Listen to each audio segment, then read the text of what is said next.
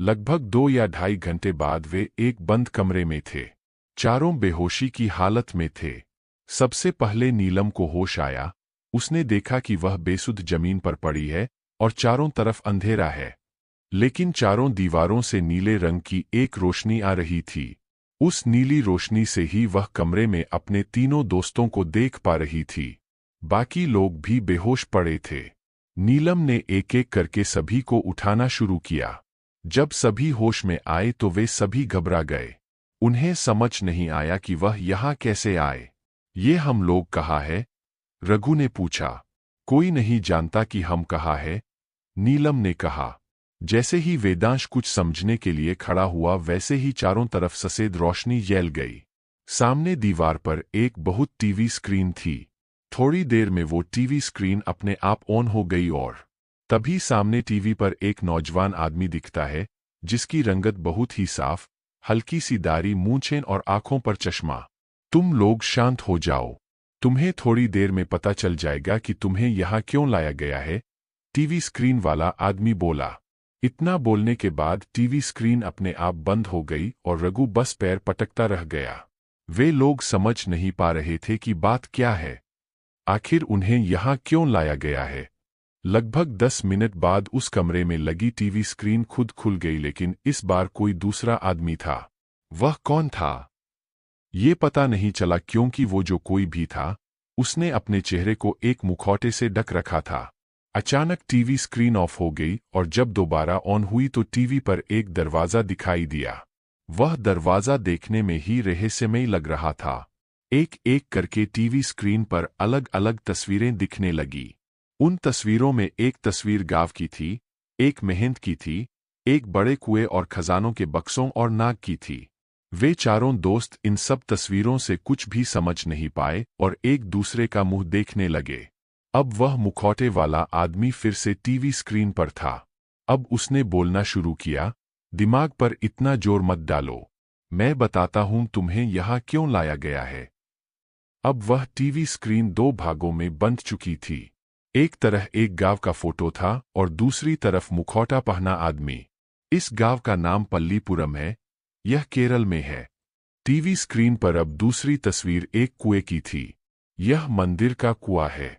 माना जाता है कि अगर किसी कागज पर अपनी इच्छा को लिखकर एक सिक्के में बांध दे और वह सिक्का कुएं में फेंक दें तो उसकी इच्छा पूरी हो जाती है। यह बात कितनी सच्ची है और कितनी झूठी, इसका तो मुझे नहीं पता, लेकिन मेरे आदमी वहां गए थे तो वहां बहुत से लोगों ने अपनी इच्छा पूरी होने की बात बताई है। टीवी स्क्रीन पर अब अगली तस्वीर एक मंदिर की थी। यह उस गांव का लक्ष्मीपति मुकुंद मंदिर है। इस मंदिर के अंदर 7 दरवाजे हैं। यह मंदिर लगभग 2500 साल पुराना मंदिर है।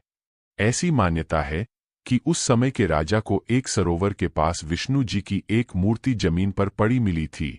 वहां का राजा विष्णु जी का बहुत बड़ा उपासक था, इसलिए उसने उसी जगह पर विष्णु जी का एक मंदिर बनवा दिया और आने वाले अगले राजाओं ने उस मंदिर में तब्दीली कर दी। जैसे जैसे भारतीय सभ्यता विकसित होती गई वैसे वैसे उस मंदिर का भी विकास होता गया।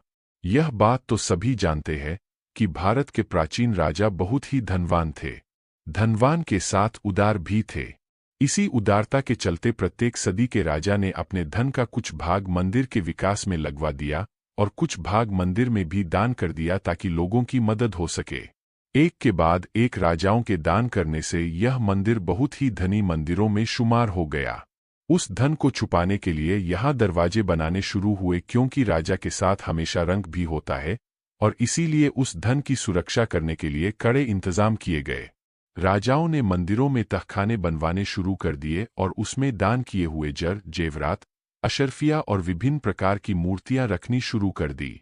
अनेक बार कई डाकुओं ने मंदिर को लूटने का प्रयास किया, लेकिन वे असफल रहे। मुगलों के आने तक वह मंदिर सुरक्षित रहा।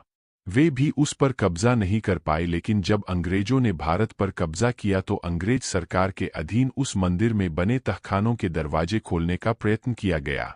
यह सब कुछ स्वतंत्रता से कुछ साल पहले ही हुआ था। उनमें से एक दरवाज़ा अंग्रेज सरकार के सामने ही खुला, जिसमें लाखों का खजाना बरामद हुआ। वे खजाने सरकार के पास ही गए। स्वतंत्रता के बाद धीरे धीरे उस मंदिर के अन्य दरवाजे भी खोले जाने लगे और उन सभी से बहुत सारा खजाना प्राप्त हुआ। खजानों से प्राप्त राशि इतनी थी जितनी तुमने कभी सोची भी नहीं होगी। लेकिन जब बात आखिरी दरवाजे की आई है तो यहाँ कुछ और ही मसला था। अब चारों दोस्त चौकन्ने थे कि ये आगे ये आदमी क्या बोलेगा। इस 7वें दरवाजे के बहुत राज है। कैसे राज? अमजद बीच में बोल पड़ा। टीवी स्क्रीन वाला आदमी कुछ देर चुप रहा, फिर बोला, मेरा मानना है कि जिस तरह अन्य दरवाजों के पीछे इतना खजाना मिला है, इस दरवाजे के पीछे उससे भी अधिक खजाना है।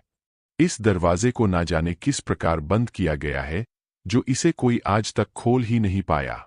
ना इसमें कोई ताला है, ना ही कोई डिजिटल लॉक दिखता है, और ना ही ये किसी अलग धातु का बना है जो इसे खोलना मुश्किल हो। फिर भी ना जाने ऐसे क्या है जो आज तक ये खुल नहीं पाया। इन सब बातों का हमसे क्या लेना देना? हमने उस दरवाजे में खजाने नहीं छिपाए। हम तो जानते भी नहीं उस गांव के बारे में। अमजद बोला। जस्ट शट योर माउथ, वह आदमी गुस्से में बोला। सभी लोग सहम गए। तुम उस गांव और उस दरवाजे के बारे में नहीं जानते, लेकिन अब जान जाओगे, वह आदमी बोला। लेकिन हमें उसके बारे में कुछ नहीं जानना। तुम हमें जहां से लाए हो वही पहुंचा दो, वेदांश ने कहा। हा हा हा, मैंने तुम लोगों को यहां इसीलिए नहीं बुलाया ताकि तुम्हारी मर्जी जान सकूं। मैंने तुम्हें उस गांव में भेजने के लिए यहां बुलाया है ताकि तुम्हें सारी बातें समझा सकूं। टीवी स्क्रीन वाला आदमी बोला। लेकिन हम वहां क्यों जाएंगे? नीलम ने पूछा। क्योंकि मैं चाहता हूं और तुम लोगों को वहां जाना पड़ेगा, टीवी स्क्रीन वाला आदमी बोला। टीवी स्क्रीन पर एक और अमजद का भाई अली ठीक वैसे ही कुर्सी पर बंधा बैठा था जैसे अमजद के मोबाइल पर वीडियो आया था। टीवी स्क्रीन के दूसरी ओर रघु की बहन की फोटो दिख रही थी। इन चारों को समझते हुए देर न लगी कि अमजद और रघु के घरवालों के साथ अब तक जो कुछ भी हुआ वह काम इसी मुखौटे वाले आदमी का है। रघु गुस्से में तिल मिलाया और बोला, तू है कौन? एक बार अपना चेहरा दिखा। टीवी स्क्रीन पर अब वह आदमी वापस आया और बोला, रघु बेटा, तुम्हारे इस तरह गुस्सा करने से कुछ नहीं होगा। बेहतर यही है कि जो तुमसे कहूं वो करो। लेकिन हम ही क्यों? नीलम ने गुस्से में पूछा। अब तुम लोग इतना ज्यादा कंफ्यूज हो तो मैं तुम्हें बता ही देता हूं। मैं नहीं जानता कि दरवाजा कैसे खुलेगा। मेरे अलावा कई दूसरे लोगों ने इस दरवाजे को खोलने के अनगिनत प्रयास किए। मैंने मंदिर के पुजारी को खरीदा और वहां सारे काम करने वाले लोगों को खरीदा। यहां तक कि सरकार भी हमसे मिल गई, लेकिन फिर भी ये दरवाजा हम नहीं खोल पाए। जैसा कि तुम लोगों को मैंने बताया, इसमें कोई लॉक या कुंडी नहीं है। फिर भी इस दरवाजे को खोलने में बहुत परेशानी हो रही है। लोगों द्वारा सुनी हुई एक बात है कि यह दरवाजा कुछ मंत्रों के उच्चारण से खुलेगा। मंत्रों का उच्चारण कोई साधारण व्यक्ति या पंडित नहीं कर सकता। उसके लिए एक अद्भुत समूह की आवश्यकता है, और वो अद्भुत समूह तुम्हारा है। हमारा समूह? मतलब? वेदांश ने चौंकते हुए पूछा। तुम चारों का एक साथ मिलना एक संयोग है। जब मुझे यह पता चला कि है दरवाजा भारतीय संस्कृति द्वारा बंद किया गया था और भारतीय संस्कृति द्वारा ही खोला जाएगा, तो मैंने एक ज्योतिषी से संपर्क किया। उन्होंने मुझे बताया इस दरवाजे को गरुड़ मंत्र द्वारा खोला जाएगा, क्योंकि गरुड़ विष्णु जी का वाहक है। मंत्रों का उच्चारण करने वाले 4 आदमी होने चाहिए, और वे चारों वर्ण ब्राह्मण, क्षत्रिय, शूद्र और वैश्य के होने चाहिए, जिनके नक्षत्र समूह मृगशिरा, चित्रा, अनुराधा, कृतिका और स्वभाव स्थिर और चर दोनों होने चाहिए। मैंने बहुत लोगों को बुला के एक समूह बनाने की कोशिश की, लेकिन उन सब में एकता नहीं थी। सभी को गरुड़ मात्र का जाप एक ही साथ, एक ही स्वर में, एक ही ध्वनि और एकता के साथ करना था, लेकिन अलग अलग जगह के कारण वे लोग ये काम नहीं पाए। तो तुम्हारे हिसाब से हम ही वो समूह है? हम ही में वे नक्षत्र समूह है? रघु ने पूछा। हाँ, वह टीवी स्क्रीन वाला आदमी बोला। लेकिन तुम हमें इस तरह यहां क्यों लाए? हमारे परिवार के साथ ऐसा क्यों किया? हमें बिना परेशान किए भी तुम हमसे ये काम करा सकते थे। वेदांश बोला। हा हा हा, मैंने तुम्हारे ग्रुप विचार के बारे में सारी जानकारी निकालने के बाद ही ये सब किया। तुम लोग मेरे कहने पर इस अवैध काम को कभी अंजाम नहीं देते, वह टीवी स्क्रीन वाला आदमी बोला, तुम ये सब करोगे और हम चुप बैठे रहेंगे? तुमने ऐसे सोचा भी कैसे? हम तुम्हारी शिकायत पुलिस में करेंगे, नीलम ने गुस्से में कहा। मैं तो तुम्हें बहुत समझदार समझता था, लेकिन तुम लोग यह गलती करोगे, मैंने कभी नहीं सोचा था। शायद तुम ये भूल रहे हो कि तुम लोग अभी मेरे कब्जे में हो। यहाँ तक कि अमजद का भाई अली भी मेरे कब्जे में है, और तुम चारों के परिवार पर मेरे लोग अभी भी नजर बनाए हुए हैं। जब तक तुम पुलिस के पास जाओगे, तुम अपने परिवार वालों को खो चुके होगे। वह टीवी स्क्रीन वाला आदमी बोला। उसकी आवाज में एक अजीब सुकून था, जैसे उसे कोई डर ही नहीं था कि कोई उसका कुछ बिगड़ेगा। उन चारों को समझ नहीं आ रहा था कि अब उन्हें क्या करना चाहिए। अंत में चारों ने यह फैसला किया कि वे इस आदमी के काम को अंजाम देने के लिए हाँ कर देते हैं, बाकी आगे देखा जाएगा। ठीक है, हम तुम्हारा यह काम करेंगे। शायद तुम्हारे लिए वो दरवाज़ा जरूरी है, लेकिन हमें हमारा परिवार चाहिए, और वह भी सही सलामत, अमजद बोला। मैं जानता था कि तुम लोग मेरे काम को मना नहीं कर पाओगे।